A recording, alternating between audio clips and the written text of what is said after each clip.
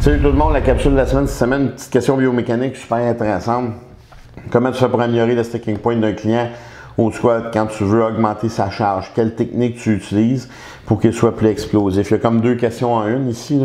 La première, c'est que je vais répondre pour augmenter un sticking, pour régulariser un sticking point qui est un point mort ou un mini-max. Généralement, j'aime beaucoup travailler, de trouver où est le ralentissement de la barre, travailler environ 2 pouces en bas. Donc, faire ce qu'on appelle des partial lifts ou des inertia lifts. Ça veut dire qu'on passe sans phase excentrique, mais on passe juste avec la phase concentrique. On réduit un peu le pourcentage pour faire ça. Très, très rare que je vais travailler en haut de 70% du 1RM. J'ai vu beaucoup de gens travailler, faire des 1RM. Je l'ai fait, je l'ai essayé. Technique complètement débalancée. C'est mauvais, vous ne devriez pas faire ça parce que vous devez quand même acquérir une certaine technique. Donc 70, peut-être 75%. N'oubliez pas que vous partez sans phase excentrique, ce qui est très très difficile parce que c'est 100% concentrique. L'autre chose, vous devriez aussi y aller progressivement puis voir est-ce que le sticking point est généré par les raisons suivantes. La barre, il y a trop pesant sur la barre, une fois sur deux, c'est ça le problème. Là. Deuxièmement, le client manque de vitesse. Troisièmement, les directeurs du dos sont pas assez forts, les fessiers sont pas assez forts, les ischios sont pas assez forts. Donc, vous auriez beau travailler dans des courbes de force sur des sticking points, comme on dit en anglais, days in, days out. Mais si vous ne rectifiez pas ces muscles-là, leur redonner ce qui leur manque, ça ne va jamais rien changer. Ça ne va jamais rien changer. Pourquoi?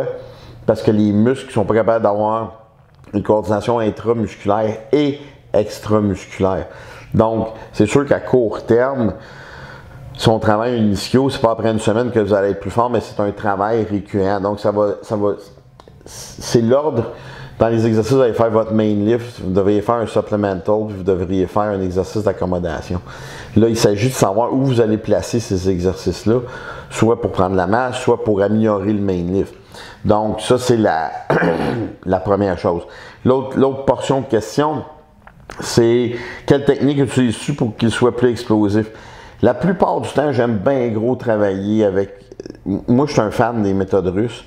Et les Russes ont travaillé beaucoup avec des méthodes. Maintenant, le conjugated method est très populaire, mais ils travaillent beaucoup avec des speed day, des repetition day, des max effort day. Moi, j'aime beaucoup travailler avec, je dirais, une puissance, mais en pourcentage relativement élevé.